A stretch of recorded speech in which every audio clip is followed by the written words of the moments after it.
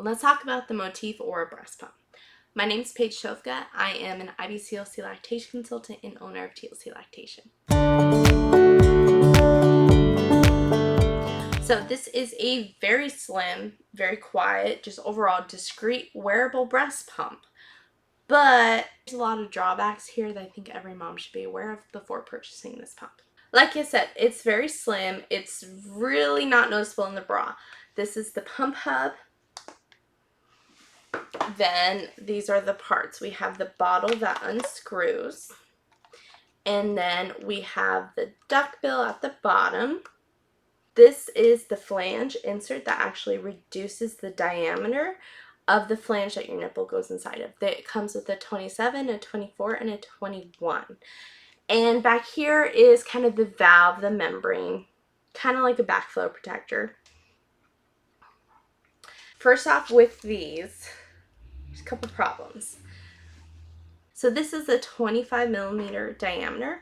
So most of the flange inserts are compatible with a 24 millimeter. So it's not going to work with most of our flange inserts that we typically will use. It just will fall right out.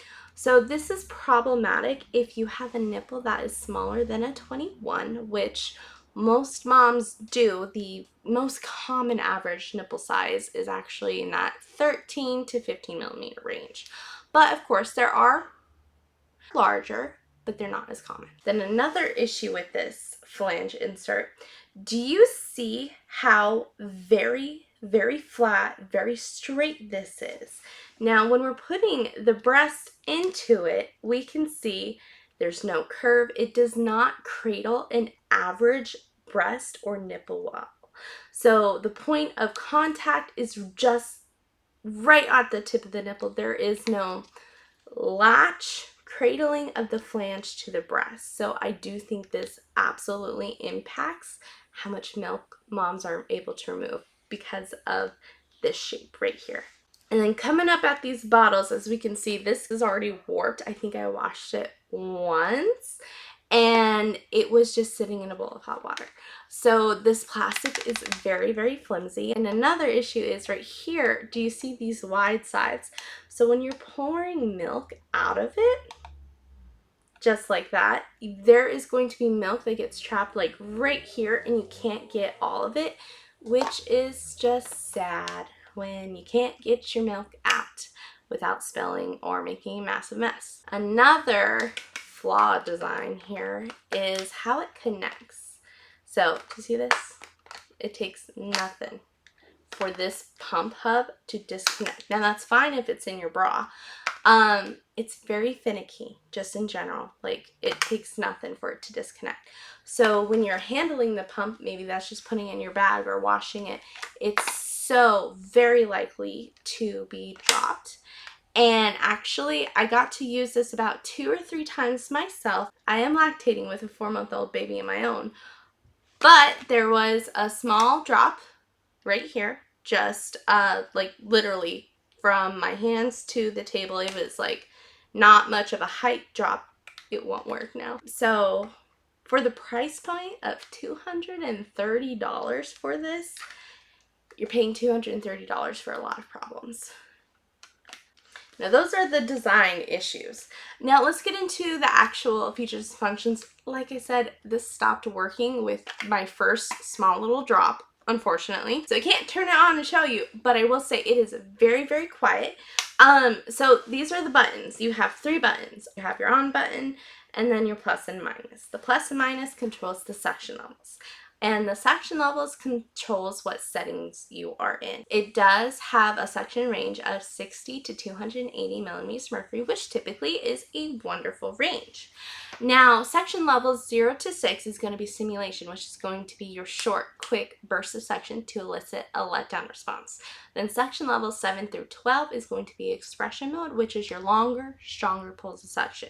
Now, of course, can't show you, but the settings is very minimal. I do like that you can control the simulation and expression mode, but I don't love pumps where the only way to enter those modes is with increasing the suction. We have moms who have very sensitive nipples no matter what we do. There are times where moms cannot handle a lot of suction, so limiting her ability to get into a setting on the pump with dependent on her suction level is not ideal for everyone. So if you're a mom who needs soft suction, this is probably not ideal for you. It does have an app, so it makes it easy to put in your bra and control on your phone. I do like that. Now, with the way it is designed, with the flange inserts, with the really flat flange, my experience was that in the same amount of time that I usually pump, I got less than half the same amount pumped. So, and I don't know that I would get the same amount pumped if I went longer. It just was not very effective at removing milk for myself, and I can see exactly why with the design flaws. So usually I have a recommendation where, you know, if you're in this specific situation or category, or you have this preference, I would recommend this at some time for some moms. The only times that I think this would work to any degree is with a mom with a massive oversupply who has a very sensitive letdown response. Outside of that, I don't think we're going to see success with much milk removal. And I would caveat, even if you do have a large oversupply, there will come a time if you use this as your primary pump that you're likely going to see a decrease in supply because of just the suboptimal delivery of stimulation, the suboptimal cradling of your breast, and all the other design flaws with this pump. Just in general, for $230, I think there are a lot of other options that would be more beneficial. There are other Motif breast pumps that I really enjoy and really appreciate and see a great success with a variety of moms, but this one for a wearable pump is problematic.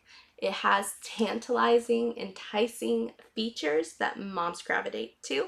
It is slim, it is discreet, it is wearable, convenient, and has a very low sound. These are all great things, but if you can't trust your pump to effectively remove milk, it's not a pump that is serving or supporting you or your supply.